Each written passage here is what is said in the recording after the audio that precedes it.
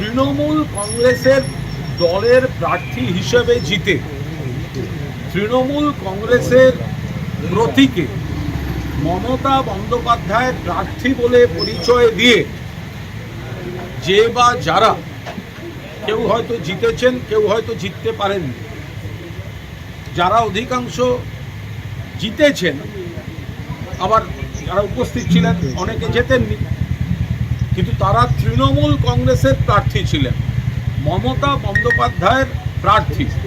Vote হয়েছে 1 মাস হয়নি বা 1.5 মাস ম্যাক্সিমাম। তারপরে তারা শাসক দলের মদতে কখনো বিধানসভায় কেউ চেয়ার পাচ্ছেন, কখনো অন্য জায়গায় গিয়ে। তো যারা বিরোধী বলছেন তারা তো শাসক বিরোধী তো সব এক হয়ে যাচ্ছে। বিরোধী বলতে এখানে একমাত্র মমতা বন্দ্যোপাধ্যায়ের নেতৃত্বাধীন সর্বভারতীয় তৃণমূল কংগ্রেস, কিন্তু বাকিরা তো বিজেপির পোষ্য হয়ে যাচ্ছে।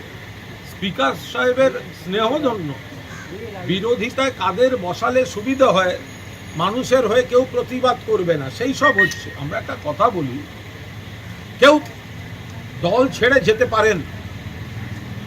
আরে যদি হিম্মত থাকতো, দলের কারোর কোনো বক্তব্য থাকতে পারে, সৌন্যার থাকতে পারে, দোলার থাকতে পারে, আমার থাকতে পারে, আমার আছে, দলের মধ্যে কথা বলা যেতে পারে। কারুর যদি মনে হয় দল ছেড়ে যাবেন, আরে হিম্মত থাকলে মমতা বন্দ্যোপাধ্যায়কে প্রণাম করে ছেড়ে যেতে পারতেন। কিন্তু মমতা বন্দ্যোপাধ্যায়ের প্রতীক নিয়ে এমন অনেকে ওখানে আছেন যারা দীর্ঘদিন ধরে বিভিন্ন পদে ছিলেন, ব্যক্তিগত প্রতিষ্ঠা, কাউন্সিলর, এমআইসি, মেয়র, রাজ্য সরকারের বিভিন্ন সংস্থা, মন্ত্রিত্ব, দপ্তর, সামাজিক প্রতিষ্ঠা। মমতা বন্দ্যোপাধ্যায়ের দীর্ঘ রাজনৈতিক জীবনের সংগ্রাম, তার মঞ্চটাকে ব্যবহার করে নিজেরা প্রতিষ্ঠিত হয়ে তারপরেও যদি কারোর মনে হয় ছেড়ে যাচ্ছেন, হিম্মত থাকলে মমতা বন্দ্যোপাধ্যায়কে প্রণাম করে ছেড়ে যেতে পারতেন। তার বদলে যদি শুনতে হয়, আপনারা আমাদের নেত্রী মমতা বন্দ্যোপাধ্যায় এই বয়সেও যে পরিমাণ অক্লান্ত পরিশ্রম করেছেন এদের জেতাতে, যেভাবে অক্লান্ত পরিশ্রম করেছেন, নিজে বারবার মার খেয়েছেন, কতগুলি লোককে প্রতিষ্ঠা করে দিয়েছেন। আজকে যদি যে লোকগুলো বলছে তার হাত থেকে দলের প্রতীক কাড়বে, এরা নিজের মায়ের পিঠে ছুরি মারতে পারে, এরা নিজের মায়ের পিঠে ছুরি মারতে পারে। দলে কেউ এলো, বনলোরা দল থেকে চলে গেল। জহর সরকার, তার বনিবনা হয়নি, তিনি ইস্তফা দিয়ে চলে গেছেন। মমতা বন্দ্যোপাধ্যায় দলটা, মমতা বন্দ্যোপাধ্যায় সাধারণ মধ্যবিত্ত নিম্নবিত্ত ঘরের মেয়ে, তার পরিবার, বাবা দাদা, তারা কোনো লাখপতি কোটিপতি ছিলেন না।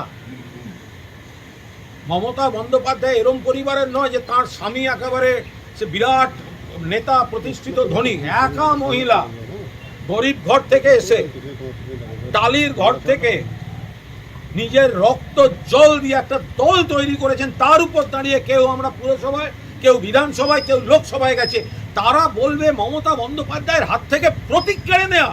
আইনের লড়াই পরে হবে, আগে ভগবানের দরবারে লড়াই হবে। এরা এর মায়ের পিঠে ছুরি মারতে পারে, এদের যা মানসিকতা। আমরা লজ্জিত যে আমরা এরকম কয়েকজনের সঙ্গে ছিলাম। আমরা এখনো বিশ্বাস করি ওদের সঙ্গে এমন অনেকে ছিলেন যারা দুপুর বিকেল অবধি আমাদের সঙ্গে কথা বলে গেছেন। তারা এই ভয়ঙ্কর নোংরামির সঙ্গে নিজেদের মেলাতে চান না। বিভিন্ন ধরনের ভয়, প্রেসার, রাষ্ট্রশক্তির প্রয়োগ, এই করে তাদের দমন পীড়নের উপর দাঁড়িয়ে সঙ্গে রাখা হচ্ছে।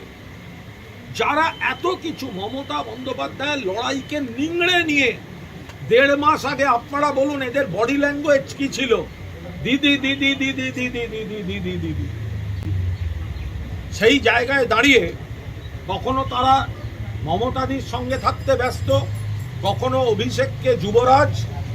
আজকে তারা বলছেন তৃণমূলের খারাপ, তারা বলছেন অমুক জায়গায় নতুন কমিটি, এইসব গল্প শুনতে পাচ্ছি।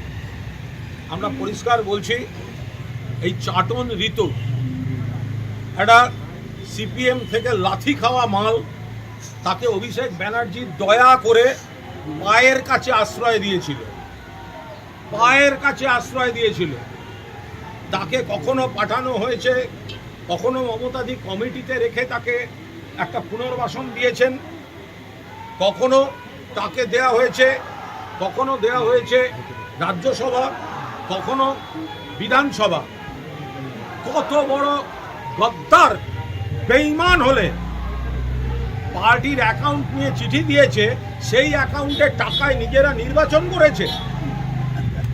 পার্টি যে অ্যাকাউন্ট সিজ করার জন্য পুলিশকে চিঠি দিয়েছে, যে অ্যাকাউন্টে নাকি খারাপ টাকা আছে, আমরা জানি না, আমরা এইটুকু জানি এতদিনের দল, মানুষের রক্ত জল করা কর্মীদের সঞ্চয়, এত এমএলএ এমপি কাউন্সিলর পার্টি তহবিল থাকতে পারে।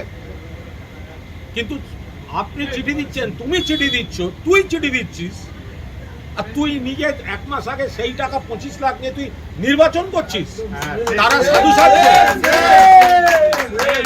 তারা সাধু সাজছে। মোট খরচা করেছে 26 লাখ না 27 লাখ, তার 25 লাখ এই পার্টির অ্যাকাউন্ট থেকে হোয়াইট টাকা গেছে, অডিটেড টাকা গেছে, ব্যাংক ট্রানজাকশনে গেছে, আরটিজিএস করে গেছে। যে নিজেই পার্টির পর পার্টি থেকে বহিষ্কৃত, সে তারা বলছে নাকি বহিষ্কার, জোক অফ দ্য সেঞ্চুরি। প্রহসন মানিয়ে দিচ্ছে রাজনীতিটাকে।